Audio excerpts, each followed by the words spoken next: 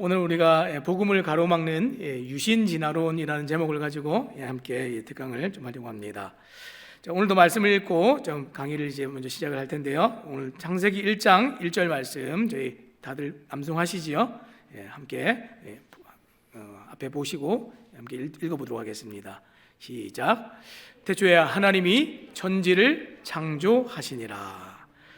자, 지금 창세기 1장에 하나님께서 이르시되 이러면서 이런 말씀들이 나오는데, 이 창세기 1장에는 하나님이 이르시되라는 말이 11번이나 나옵니다. 하나님이 말씀으로 만물을 창조하셨다 하는 것을 강조하기 위해서 11번이나 하나님께서 말씀하시되 이르시되 이런 표현이 나오지요.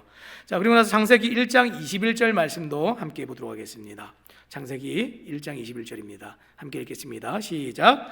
하나님이 큰 바다 짐승들과 물에서 범상하여 움직이는 모든 생물을 그 종류대로, 날개 있는 모든 새를 그 종류대로 창조하시니 하나님이 보시기에 좋았더라. 아멘. 제가 오늘 이 강의를 이제 시작하면서 먼저 좀 질문을 먼저 드리고 좀 시작을 하면 좋을 것 같습니다. 여기 계신 분들 중에서 혹시 돌멩이가 지나여서 사람이 되었다 이렇게 믿으시는 분 혹 계십니까? 계시면 한번 손 한번 들어보시기 바랍니다. 돌멩이가 진화해서 사람이 된다. 아무도 안 믿으십니까? 그러면 성경을 믿지만 내가 배우고 아는 이 과학과 성경이 좀 차이가 있는 것 같다. 이렇게 생각하시는 분 계시면 한번 손 한번 들어보시기 바랍니다. 분위기상 못 드시는 분이 계신가요, 혹시?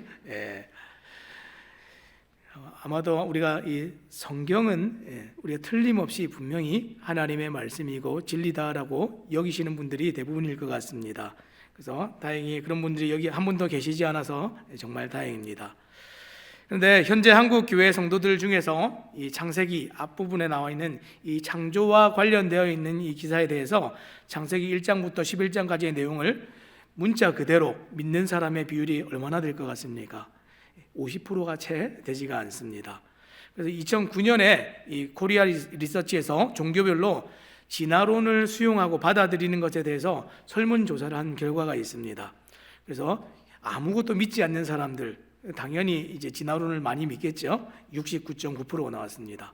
자, 불교를 믿는 사람들 68%가 진화론을 믿었습니다. 자, 천주교 83%가 진화론을 믿었습니다. 아니, 이 사람들 하나님 믿는다고 하면서 83%가 진화론을 믿습니다. 자, 그리고 개신교, 이 기독교는 이 39.6%가 진화론을 믿는다. 이렇게 대답을 했습니다. 이게 2009년도 조사입니다. 자, 그리고 나서 10년 후에 2019년에 이 사회 현안에 대한 이 개신교 인식 조사를 했는데, 진화론에 반대하는 개신교인의 조사를 했더니 45.9%로 지금 절반도 되지가 않았습니다. 그 얘기는 진화론을 찬성하는 사람이 이제 50%가 넘어갔다 이런 얘기입니다. 반대로 말하면 지금 이 현재 한국 교회에서 교회를 다니고 기독교 신앙을 가지고 있는 사람들 중에서 진화론을 믿는 사람의 비율이 이제 한 55% 정도 된다 하는 그 얘기입니다. 이것이 지금 현재 한국 교회의 현실이고, 지금 이 문제는 날이 갈수록 점점 더 심각해지고 있습니다. 자, 그래서 우리는 오늘 이 유신진화론 좀 굉장히 좀 생소한 건데, 이 유신진화론에 관한 이 문제에 관해서 좀 함께 좀 살펴보기로 합니다. 먼저 이게 어떻게 좀 시작이 되고 어떻게 지금 확산이 되고 있는가, 그 분위기들을 좀 함께 살펴보겠습니다. 자, 이 유신진화론은 사실 이 진화론과 같이 가는 겁니다. 지금 이 문제의 시작은 지금으로부터 한 150여 년 전으로 거슬러 올라갑니다. 1859년 11월 24일 영국의 찰스 다윈이라는 사람이 이 종의 기원이라는 책을 발표를 했습니다. 그의 주장은 이런 겁니다. 기존의 가치관을 완전히 뒤집어 엎어서 이 사람이 어떤 존재인가를 새롭게 규정하는 것이었습니다. 그런데 그렇기 때문에 그 당시에 이 종의 기원은 굉장히 많은 저항에 직면했습니다. 특히 이 기독교의 반발이 굉장히 거세고 심했지요. 자, 그러다가 1925년에 7월 21일 이제 미국에서 원숭이 재판이라 불리는 사건이 이제 일어났습니다. 혹시 들어보셨습니까? 원숭이 재판. 자, 이 재판은 이 미국 테네시주의 과학 교사였던 존 스콥스가 벌금 $100의 유죄 판결을 받은 재판이었습니다. 원래 이름은 이게 그 스콥스 재판입니다. 그런데 이제 이 내용이 굉장히 화제가 되고 유명해지면서 원숭이 재판이 되었습니다. 자, 이 재판은 미국에서 처음으로 전국에 생중계가 될 정도로 관심을 모았던 재판입니다. 이 공립학교의 과학교사에게 지금 고작 벌금 $100가 부과된 이 재판에 이 전국적인 관심이 집중이 되었는데 이유가 뭔지 아십니까? 자, 이 재판이 일어나기 있기 4개월 전인 1925년 3월에 세계 기독교 근본주의 협회의 이 존 버틀러라는 사람이 이 학교에서는 진화론 교육을 금지하도록 해야 된다, 이런 법안을 이제 제출을 했습니다. 그래서 이것이 이제 버틀러법이라는 법인데, 이 테네시주에서 이 버틀러법이 통과가 되면서 모든 학교는 진화론을 가르칠 수 없게 되어 있었습니다, 미국에서. 근데 이 법에는 이 공립학교가 진화론 등 성경에 반대하는 교육을 해서는 안 된다라는 내용을 포함하고 있었는데, 그런데 이 존 스콥스라는 이 생물교사가 불과 4개월 만에 이 법을 어기게 됩니다. 자, 관심이 집중될 만큼 다 이제 집중이 되겠죠. 그래서 모든 사람들이, 이 신앙이 있는 사람이나 또 신앙이 반대하는 사람들이나 이 재판에 다 집중이 되었습니다. 그래서 이 관심이 많이 집중된 만큼 굉장히 거물급 변호사들이 다 동원이 되었고, 이 재판이 정말 이 창조론과 이 진화론, 정말 양대 이 대립 구도를 이루면서 정말 이 논쟁, 창조론과 진화론의 논쟁을 방불케 하는 그런 재판 장소가 되었습니다. 자, 이 재판의 결과는 이 벌금이 지금 부과가 되면서 이 창조론자들의 손을 들어주면서 승리했습니다. 재판은 이겼어요. 그런데 이것이 이긴 게 아닙니다. 지금 미국 전역으로 이 방송이 다 나갔지 않습니까? 이 방송이 딱 나감으로 말미암아서 이 재판은 이 사람들에게, 이 학생들의 배움의 권리를 지금 국가가 침해했다, 이런 인식을 줘버렸습니다. 그래서 결국에는 어떻게 되냐면 42년이 지난 1967년에 이 버틀러법이 미국에서 폐지가 됐습니다. 자, 그래서 이 세간의 원숭이 재판으로 불린 이 스콥스 재판은 미국 전역에 이 진화론 교육을 오히려 확산시키는 결과를 가지고 왔습니다. 자, 지금부터 이제 진화론을 이제 공공연하게 가르치는 일이 일어나기 시작합니다. 자, 이렇게 학교에서 진화론을 배우고 자란 세대들이 이제 나중에 이제 일으키는 문제, 오늘 이제 그것을 좀 다루려고 합니다. 자, 이렇게 진화론이 담긴 공교육을 받으며 자란 그 세대들에게 이제 어떤 일이 일어납니까?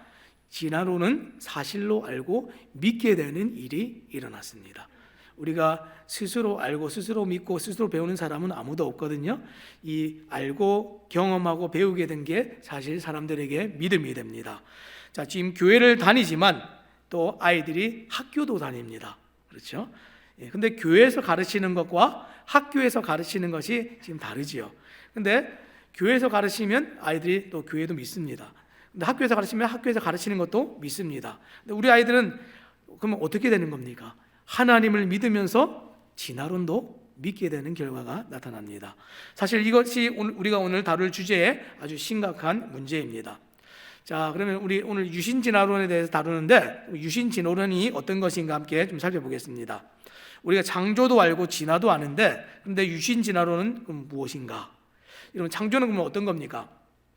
창조는 우리가 잘 알듯이 하나님이 세상을 창조하시고 그 안에 있는 모든 생명체를 만드셨다. 성경이 말씀하시는 그 내용 그대로가 우리가 믿고 있는 창조이죠.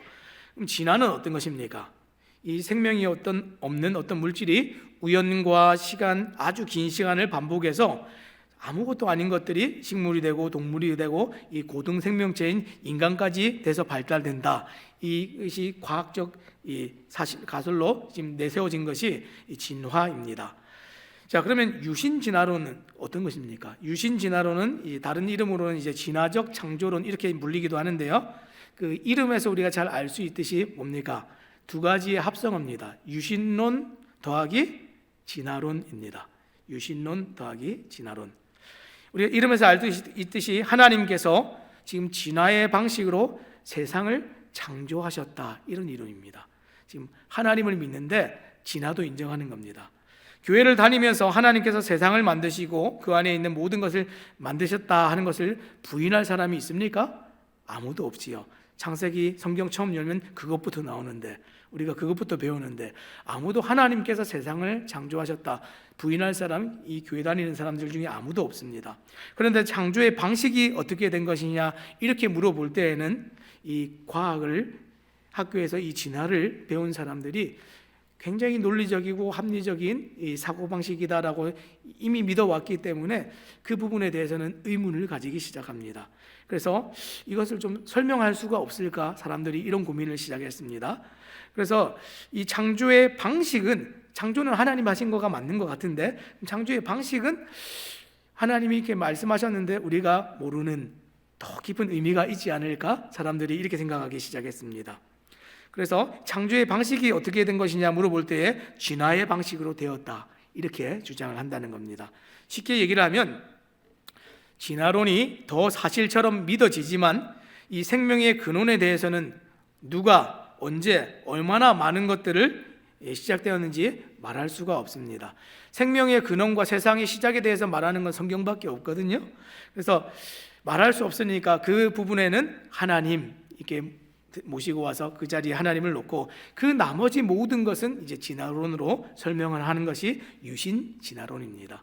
사실은 처음에 시작이 하나님이 하셨다 이 얘기 한마디 빼고는 진화론과 별반 다를 게 없습니다. 똑같습니다. 자, 그럼 어떤 사람들이 이 오늘날 이 유신 진화론을 믿습니까? 유신이란 말 자체가 하나님이 계시고 하나님이 이 창조에 간섭하셨다, 이것을 믿는 사람들이죠.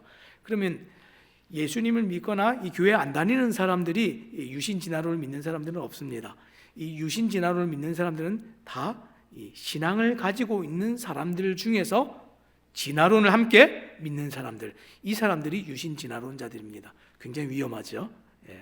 창조론, 진화론 이러면 우리가 너무 선명하고 우리가 선택하기가 편하게 딱 갈라지는데, 유신 진화론은 절대로 그렇지가 않습니다.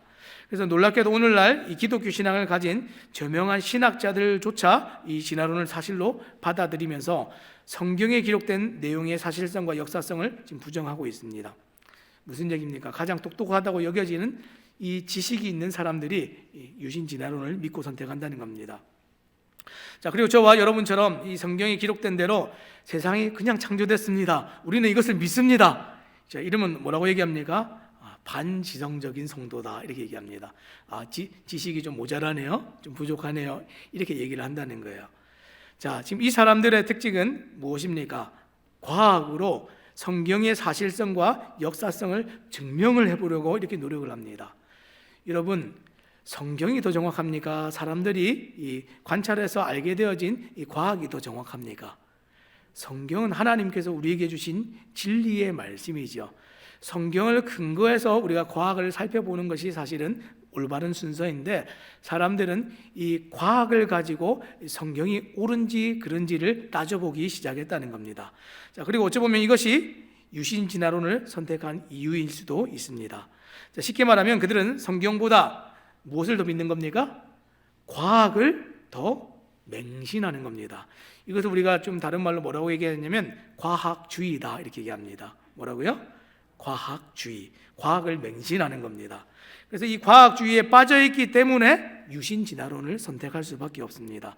그래서 과학적 방법으로 얻은 지식, 이 과학 지식을 가장 합리적이고 정확한 것으로 생각하기 때문에 이것이 표준이 되기 때문에, 그래서 과학 지식과 성경에 기록된 내용이 어느 날 성경을 보다가 딱 충돌한다, 그럼 어떻게 하겠습니까? 성경의 손을 들어주는 것이 아니라 과학의 손을 들어주는 경향이 이 유신 진화론자들의 경향입니다. 그럼 무슨 얘기입니까? 쉽게 얘기하면 성경의 권위가 과학의 권위보다 아래에 있다는 얘기입니다. 자, 이렇게 과학주의에 빠져서 유신 진화론을 주장하는 여러 단체들이 있고 여러 사람들이 있는데, 오늘날 그 일을 가장 대표적으로 한 단체가 하나 있습니다. 그게 뭐냐면 이 바이오로고스라는 단체입니다. 미국에 있는 웹사이트인데요. 지금 바이오로고스에는, 이건 지금 기독교 단체입니다. 표면적으로는 기독교 단체인데 지금 유신 진화론을 이제 주장하고 그것을 막 퍼뜨리고 있는 단체입니다. 이 바이오로고스라는 것은 지금 이름은 지금 바이오로고스 설립자인 프란시스 콜린스 박사가 처음 제안을 해서 이것을 만들었습니다. 자, 이 사람은 1993년부터 지금 국제 인간 게놈 프로젝트를 주도해서 굉장히 유명해진 사람입니다. 한번 좀 들어보셨죠? 이 이름을 지을 때에 이 바이오로고스라는 이름을 한번 좀 잘 이렇게 주목해 보시기 바랍니다. 이게 또 지금 합성어인데 지금 이 헬라어의 합성어입니다. 바이오스라는 생명이라는 뜻과 이 로고스라는 말씀의 합성어입니다. 자, 이 이름에서 진화와 창조를 정말 균형 있게 믿을 수 있다고 믿는 정신이 잘 지금 엿보이고 있지 않습니까?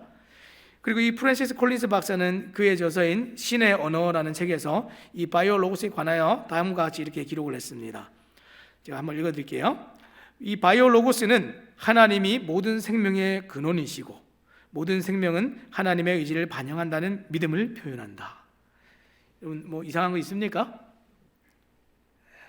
뭐 이상한 거 없으십니까? 예. 제가 다시 한번 읽어드릴게요. 바이오로고스는 하나님이 모든 생명의 근원이시고 모든 생명은 하나님의 의지를 반영한다는 믿음을 표현한다. 야, 이게 무슨 돛 닦는 소리 같습니다, 그렇죠? 예.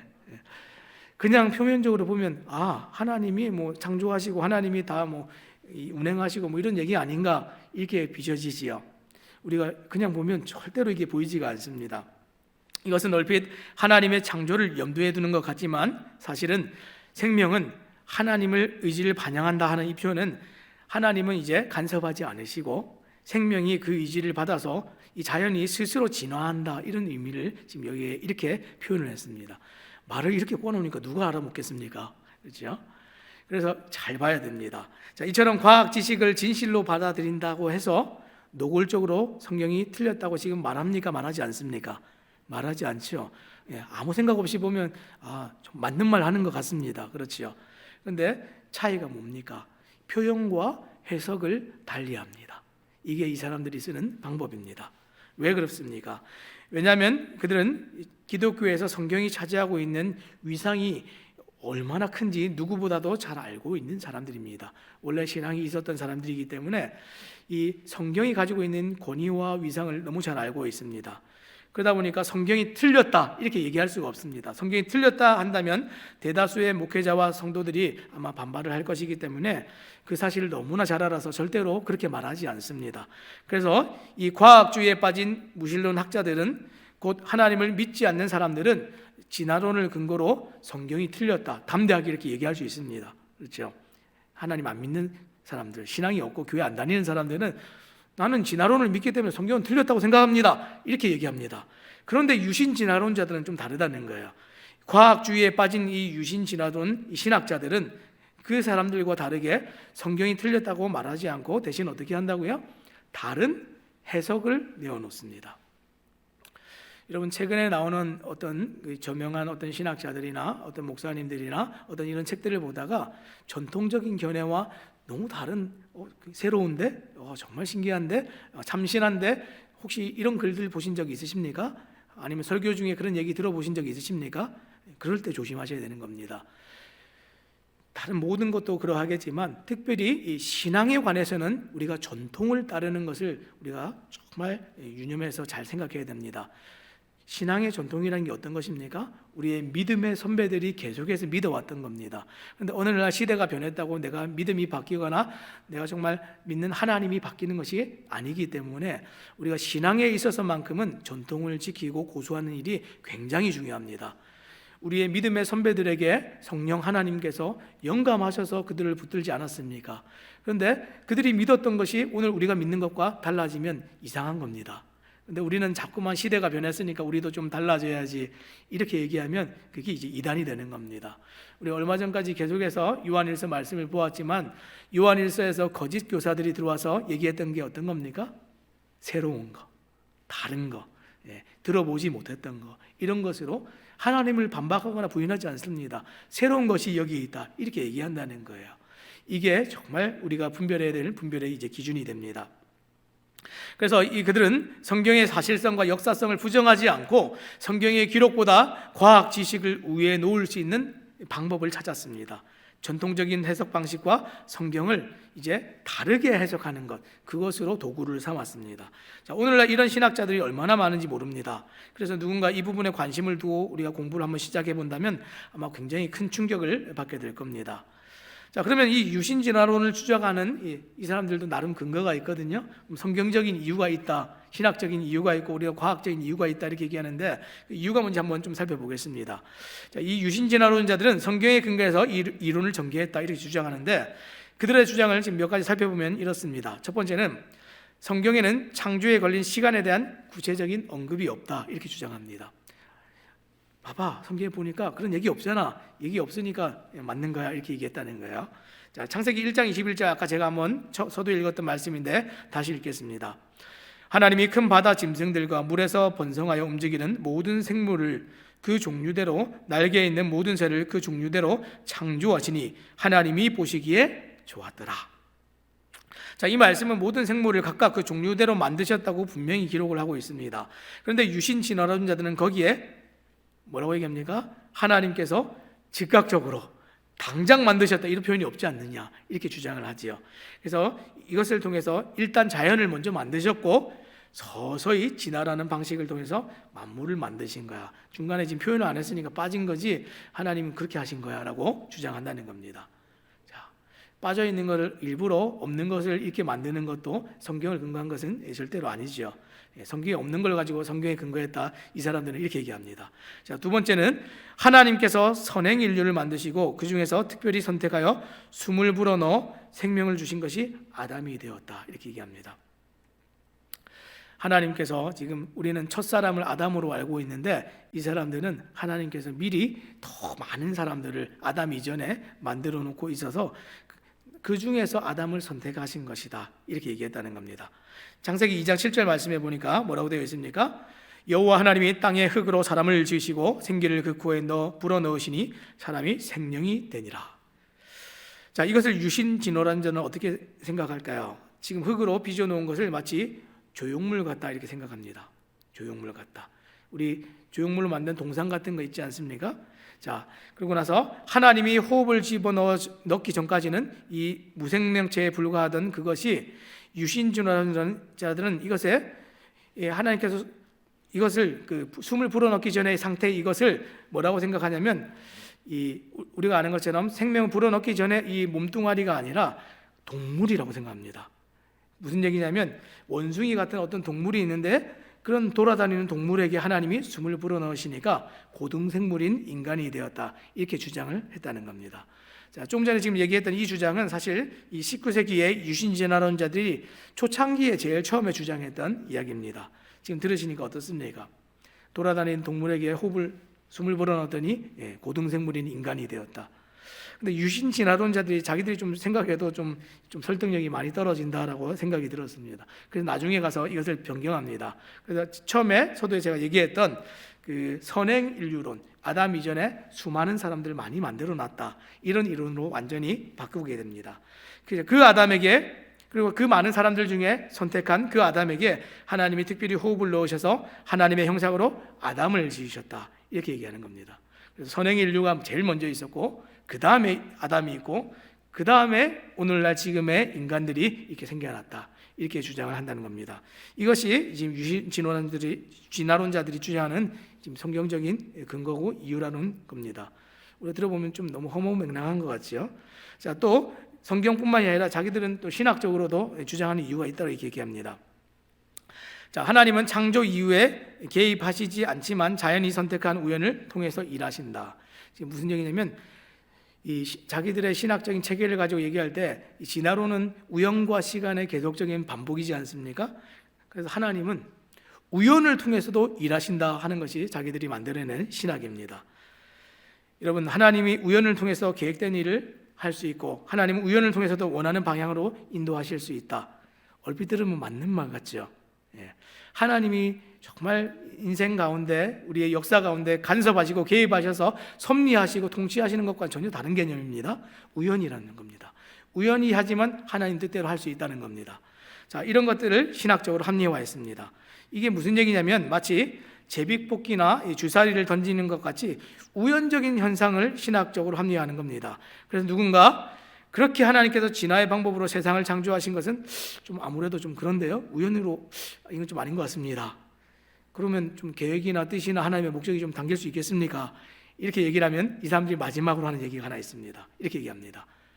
하나님 전능하시잖아. 하나님 전능하신데 그거 못합니까? 하나님의 전능하심에 호소를 해서 하나님 전능하시기 때문에 우연으로도 할 수 있습니다. 이렇게 박박 우깁니다. 우연을 통해서 계획하신 일을 이루실 수 있다. 누가 들어도 좀 이상하지 않습니까?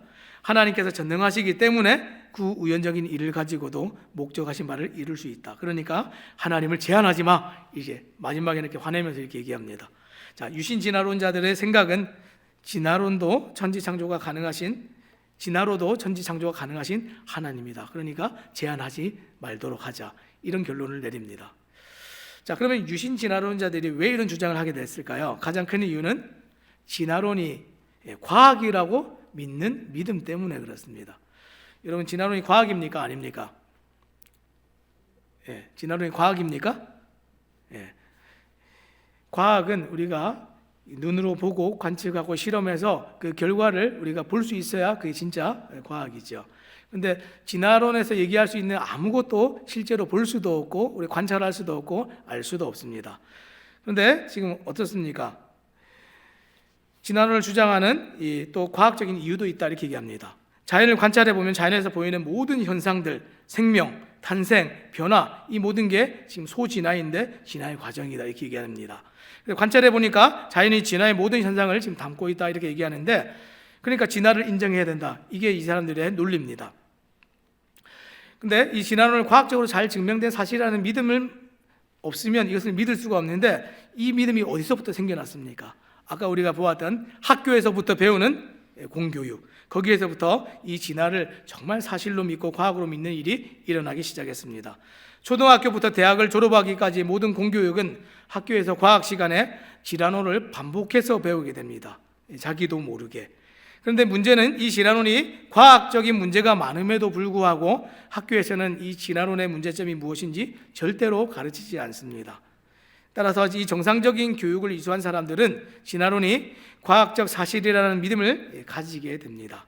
이게 정말 하나님 만든 세상에서 벗어나서 정말 이상한 자기만의 다른 세상을 사람들이 만들어가는 것입니다.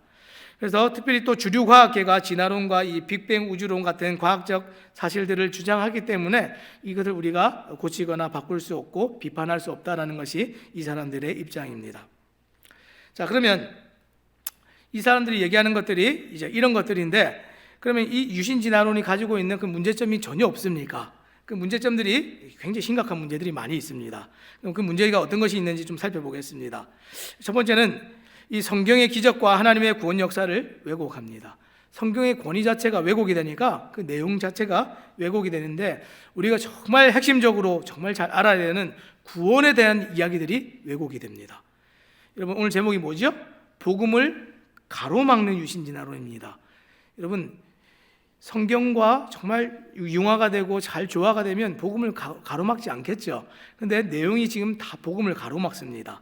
지금 구원 역사를 왜곡하는데 인간을 죄와 무관하게 만듭니다. 왜 그렇습니까? 죄는 진화되기 때문에 그렇다. 지금 죄를 짓고 나쁜 짓 하고 이런 사람들은 진화가 덜 돼서 그런 거다. 이렇게 설명을 합니다. 어떤 사람이 죄를 짓는데 얘는 진화가 덜 돼서 그래요. 이렇게 얘기를 하고 어떤 사람이 날 때부터 소경으로 태어난 사람은 다 진화가 덜 돼서 이렇다. 다 이렇게 설명을 합니다. 그런데 요한복음 9장 3절에 날 때부터 소경된 자에 대해서 우리 주님께서는 뭐라고 얘기하십니까?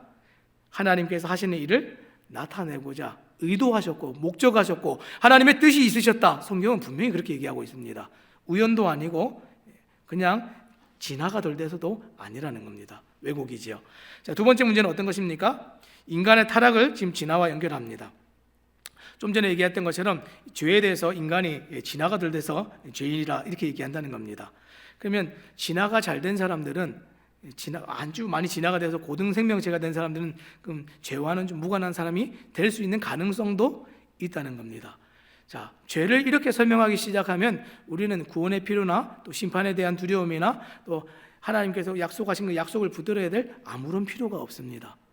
복음을 굉장히 가로막고 훼손시키는 이야기들입니다. 하나님이 하실 일을 나타내는 것보다 더 중요한 것이 있는데 그게 뭐냐 하면 하나님이 간섭하지 않으시는 분이다라는 그 얘기를 하고 있습니다. 처음에 만든 것만 하나님이 하시고 그 이후로는 아무것도 안 하신다는 겁니다. 이 유신진화론이 가지고 있는 또 세 번째 문제입니다. 여러분, 하나님에 대한 이해가 잘못되면 우리의 신앙의 전반이 다 잘못되는 거 알고 계시지요? 근데 하나님의 속성과 성품과 하나님의 행하신 모든 일들을 우리가 바르게 알아야 올바른 믿음이 될 수 있는데, 유신진화론은 처음부터 잘못됐습니다. 하나님을 자연신으로, 자연에 깃들어 있는 만물의 신으로 이해하지, 인격적이신 우리와 교제하시고 교통하시고 또 우리에게 정말 사랑을 베푸시고 은혜를 베푸시고 심판과 공의를 베푸시는 그 인격적이신 하나님으로 절대 이해하지 않는다는 겁니다. 자, 그런데 진화론에서 하나님은 인격적이신 하나님이 아니라 자연신으로 그렇게 이해를 한다는 것이죠. 굉장히 잘못된 부분들입니다. 자, 그러면 우리가 이제 핵심적으로, 이제 결론적으로, 그럼 이 유신 진화론은 어떻게 십자가 복음을 지금 파괴하고 있는가? 그 핵심적인 얘기들을 좀 우리가 해보고 좀 오늘 이야기들 좀 마치려고 합니다. 아담과 이브가 지금 실존 인물인 것이 기독교에게는 굉장히 중요한 일입니다. 우리가 믿는 믿음에서 아담과 이브가, 하와가 역사 속에 실제로 존재했고 그 아담과 하와로부터 우리가 존재한다. 이것은 굉장히 중요한 이야기입니다. 많은 이유가 있겠지만 우리가 한 가지에 집중한다면 복음 때문에 그렇습니다. 복음 때문에. 아담과 이브가 실존 인물이 아니라면 어떻게 되겠습니까? 우리가 상징적이고 상상 속의 인물이라고 한다면, 그러면 아담과 이브가 그 선악과를 따먹고 하나님 앞에서 범죄하고 지었던 죄도 사실은 상상 속에나 존재하게 되는 것이죠. 자, 아담과 이브가 실존 인물이 아니라면 원죄라는 것이 없게 되는 것이고, 원죄가 없다면 심판도 구원의 필요도 필요 없게 되는 것입니다. 그러면 구원자이신 예수 그리스도도 우리에게 필요한 분이 아니라는 겁니다. 굉장히 심각한 복음과 관련된 문제가 있습니다. 근데 성경은 분명히 우리에게 뭐라고 얘기하고 있습니까? 성경은 이렇게 얘기합니다. 로마서 5장 12절 말씀 제가 읽겠습니다. 그러므로 한 사람으로 말미암아 죄가 세상에 들어오고 죄로 말미암아 사망이 들어왔나니 이와 같이 모든 사람이 죄를 지었으므로 사망이 모든 사람에게 이르렀느니라. 아멘. 한 사람으로 말미암아 죄가 세상에 분명히 들어왔다. 성경은 이렇게 기록하고 있고요. 또 로마서 5장 15절 말씀에 그러나 이 은사는 그 범죄와 같지 아니하니 곧 한 사람의 범죄를 인하여 많은 사람이 죽었은즉 더욱 하나님의 은혜와 또한 한 사람 예수 그리스도의 은혜로 말미암은 선물은 많은 사람에게 넘쳤느니라. 한 사람 아담으로 말미암은 그 죄가 또 마지막 아담 대신 예수님으로 말미암아서 다 갚아진다 하는 이 일도 아무 의미가 없게 된다는 겁니다. 또 로마서 5장 17절 말씀에 한 사람의 범죄로 말미암아 사망이 그 한 사람을 통하여 왕노릇하였은즉 더욱 은혜와 의의 선물을 넘치게 받는 자들은 한 분 예수 그리스도를 통하여 생명 안에서 왕노릇하리로다. 비슷한 말씀이죠. 또 고린도전서 15장 21절 말씀에 이렇게 기록됩니다. 사망이 한 사람으로 말미암았으니 죽은 자의 부활도 한 사람으로 말미암는도다. 아담 안에서 모든 사람이 죽은 것 같이 그리스도 안에서 모든 사람이 삶을 얻으리라. 마지막 고린도전서 15장 45절 말씀 제가 읽어드리겠습니다. 기록된 바 첫사람 아담은 생명이 되었다함과 같이 마지막 아담은 살려주는 영이 되었나니. 성경은 계속해서 아담을 분명히 첫사람이다라고 얘기하고 있고, 그 아담이 범죄함으로 말미암아서 모든 사람이 죄 가운데 놓이게 됐고 심판 아래 죽음 가운데 놓이게 됐다라고 분명히 얘기하고 있습니다. 그렇기 때문에 우리는 예수 그리스도가 구주로 이 땅에 오셔서 우리를 구원해 주셔야 될 그 구세주로 믿고 우리가 살아가게 되는 것, 이 일이 성경의 관통해서 흘러가고 있는 구속사의 이야기입니다. 성경은 분명히 말합니다. 첫 번째 사람 아담이 그의 죄로 인한 문제가 분명히 발생했다고 이렇게 얘기하고 있습니다. 그로부터 죄가 들어와서 우리 모두는 죄인이 되었고 우리 모두는 예수 그리스도를 필요로 하며 오직 그분만이 이 죄의 문제에 대한 해결책이라고 얘기하는 것, 이것이 지금 복음의 핵심입니다. 그런데 유신 진화론을 따라가면 이 모든 것이 아무것도 아닌 것이 되어버립니다. 우리는 창세기에서 가장 슬픈 소식을 들었습니다. 그로 인해서 복음의 가장 기쁜 소식인 예수님을 가장 귀하게 여기는 믿음을 가지게 되었습니다. 그리고 성경의 기초에서 이 모든 것에 지금 문제가 생기는데, 이 성경을 우리가 버리고 성경을 믿지 않고 성경을 성경대로 아는 것이 아니라 다른 해석과 다른 믿음과 다른 어떤 것들을 가져올 때 우리는 하나님과 아무런 상관이 없는 믿음과 신앙을 가지고 또 이 땅을 살아가게 됩니다. 사랑하는 여러분, 오늘 이 강의를 이제 맺겠습니다.